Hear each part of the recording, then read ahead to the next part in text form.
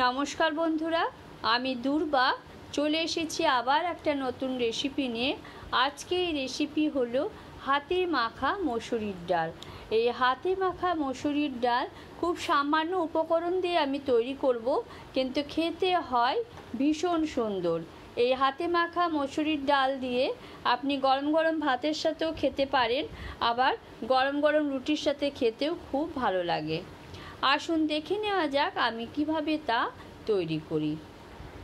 দেখুন, তার জন্য নিয়েছি একটা মাঝারি সাইজে পেঁয়াজকে কুচি করে নিয়েছি, আর 3টে লঙ্কা কুচি, টমেটো কুচি, একটা ছোট সাইজের আলু কুচি করে নিয়েছি, আর 2 কাপ মতন মসুরির ডাল, আর তার সাথে নিয়েছি একটা ডিম। দেখুন, প্রথমে ডালগুলোকে খুব ভালো করে জল দিয়ে ধুয়ে নিয়েছি, তারপর সেই ডালটা দেখুন এই কড়াইয়ের মধ্যে নিয়ে নিচ্ছি। ডাল কিন্তু 2-3 বার জল দিয়ে খুব ভালো করে ধুতে হবে।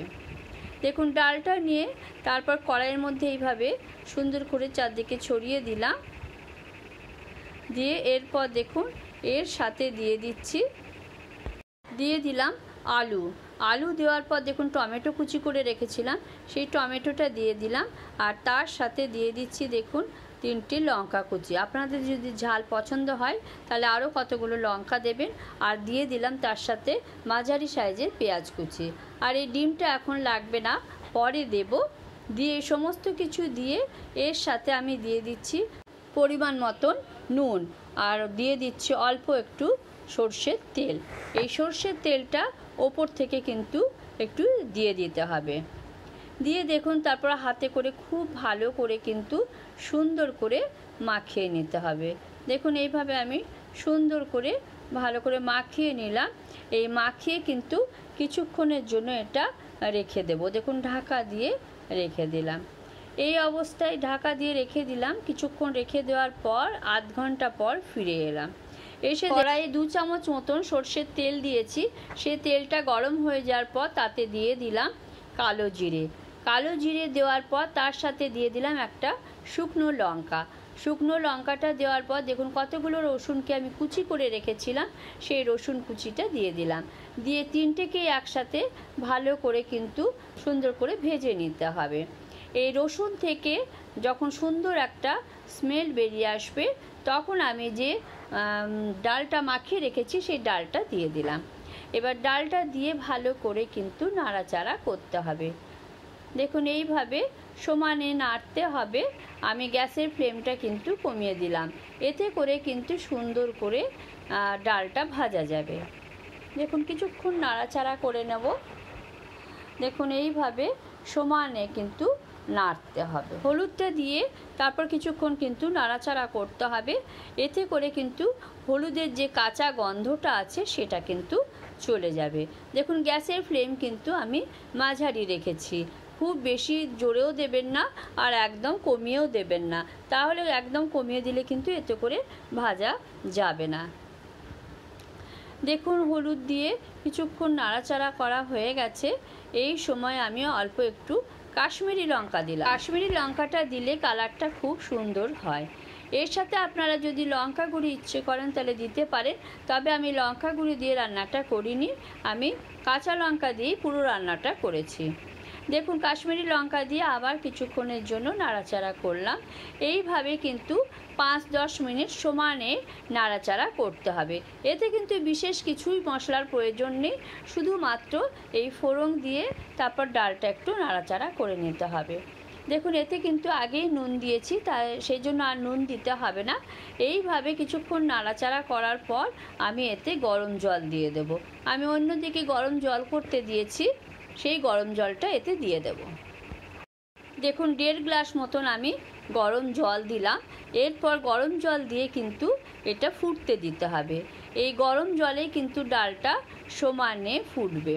দেখুন একটু বেশি করে জল দিয়ে দিয়েছি, তাহলে কিন্তু আর মাঝখানে কিন্তু জল মেশাতে হবে না, সেই জন্যে দিয়ে দিলাম। দিয়ে কিছুক্ষণ দেখুন ফুটতে দিতে হবে। দেখুন ডালটা আমি গ্যাসের ফ্লেম কিন্তু এই সময় কমিয়ে দিয়েছি। মসুরির ডাল সেদ্ধ হতে কিন্তু খুব বেশিক্ষণ সময় নেয় না। একটু বেশি ভালো যদি মসুরির ডাল হয় তাহলে কিন্তু খুব তাড়াতাড়ি এটা সেদ্ধ হয়ে যায়।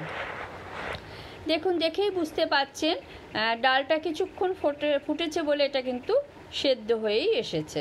ডালটা কিন্তু সমানে ফুটতে দিতে হবে, আর গ্যাসের ফ্লেমটা কিন্তু কমিয়ে রাখতে হবে, এতে করে কিন্তু ডাল খুব সুন্দর করে সেদ্ধ হয়ে যাবে। দেখুন, ডালটা আমার কিন্তু পুরোপুরি সেদ্ধ হয়ে গেছে, রেডি হয়ে গেছে আমার ডাল। এই সময় আমি এবার ডালটা আমি অন্য গ্যাসের ওপর বসিয়ে রাখবো, আর দেখুন আমি ডিমগুলো ভেজে নেব। দেখুন, একটা ফ্রাইং প্যান বসিয়েছি গ্যাসের ওপরে। ফ্রাইং প্যানটার ওপরে আমি 2 চামচ মতন সর্ষের তেল দিয়ে দিলাম। আমি কিন্তু পুরো রান্নাটাই সর্ষের তেলে করছি। এই সর্ষের তেলটা কিছুক্ষণ গরম হতে দিতে হবে। দেখুন, কিছুক্ষণের মধ্যেই কিন্তু এই সর্ষের তেলটা আমার গরম হয়ে গেছে। তেলটা গরম হয়ে যাওয়ার পর খুন্তিতে করে পুরো ফ্রাইং প্যানে চারদিকে লাগিয়ে দেওয়ার পর দেখুন 2টো ডিম আমি দিয়ে দিলাম। একটা ডিম আমি ফাটিয়ে দিয়ে দিলাম। দেখুন, এরপর আবার একটা ডিম দিয়ে দিলাম। এতে করে কিন্তু ডালের স্বাদটা অনেকটা বাড়িয়ে দেবে। আপনারা ইচ্ছে করলে কিন্তু একটা ডিম দিয়েই করতে পারেন, আমি 2টো ডিমই দিয়ে দিলাম। এরপর ওপর থেকে অল্প একটু নুন ছড়িয়ে দিয়ে তারপর দেখুন এইভাবে সুন্দর করে কিন্তু ভেজে নিতে হবে, আর মাঝখান থেকে অল্প করে এরকম করে কেটে দিলাম। দেখুন, এইভাবে কিন্তু ডিমগুলো ভালো করে কিন্তু ভাজতে হবে। দেখুন, আর মাঝখান থেকে এইভাবে সমানে ভেঙে দিচ্ছি। গ্যাসের ফ্লেমটা কমিয়ে রেখেছি, তাহলে ডিমগুলো খুব সুন্দর করে ভাজা যাবে। দেখুন, এইভাবে নাড়াচাড়া করে আমি ডিমগুলো ভেজে নিলাম। দেখুন, এরপরে ভাজা ডিমগুলো দেখুন ডিমের ওপরে এইভাবে দিয়ে দিচ্ছি। এবার ডিমগুলো দিয়ে একটু খুন্তিতে করে সুন্দর করে নেড়ে দিলাম। দেখুন, এটা কিছুক্ষণের জন্য ফুটতে দিতে হবে, খুব বেশিক্ষণ ফুটতে দিতে হবে না, অল্প একটু ফুটতে দিলাম। দেখুন, হালকা একটু গরম জল মিশিয়ে দিলাম, কারণ ডালটা তা নাহলে খুব গাঢ় হয়ে যাবে। দিয়ে কিছুক্ষণের জন্য ফুটতে দিলাম। দেখুন, এইভাবে বাড়িতে ডিম দিয়ে মসুরির ডাল রান্না করে দেখুন, খেতে কিন্তু ভীষণ ভালো হয়। রেসিপিটা দেখে যদি ভালো লেগে থাকে তাহলে অবশ্যই লাইক, শেয়ার আর সাবস্ক্রাইব করে দেবেন বন্ধুরা। যে সমস্ত বন্ধুরা আমাকে সাবস্ক্রাইব করেছেন তাদেরকে অসংখ্য ধন্যবাদ, আর যারা এই কাজটা করেননি প্লিজ সাবস্ক্রাইব করে পাশে থাকুন, আর যারা ফেসবুক থেকে দেখছেন তারা প্লিজ ফলো করে আমার পাশে থাকুন। দেখুন, এই সময় কতগুলো কাঁচা লঙ্কা দিয়ে দিলাম। নিয়ে কাঁচা লঙ্কা দিয়ে এরপর কিছুক্ষণের জন্য এটা ঢাকা দিয়ে রেখে দেবো। এর সাথে আমি অল্প একটু গরম মশলাও মিশিয়ে দিয়েছিলাম। আপনাদের কাছে যদি তরকার মশলা থাকে তাহলে সেটা এর সাথে দিয়ে দেবেন, খেতে কিন্তু ভীষণ ভালো হয়। দেখুন, এরপর ওপর থেকে একটু বাটার দিয়ে দিলাম। বাটার দিয়ে দেখুন গ্যাসটা আমি এই সময় অফ করে দিলাম, দিয়ে সুন্দর করে খুন্তিতে করে মিশিয়ে দিতে হবে। দেখুন, আমার রেডি হয়ে গেছে হাতে মাখা মসুরির ডাল। আবার অন্য কোনো রেসিপি নিয়ে আপনাদের সাথে দেখা হবে। ততক্ষণ পর্যন্ত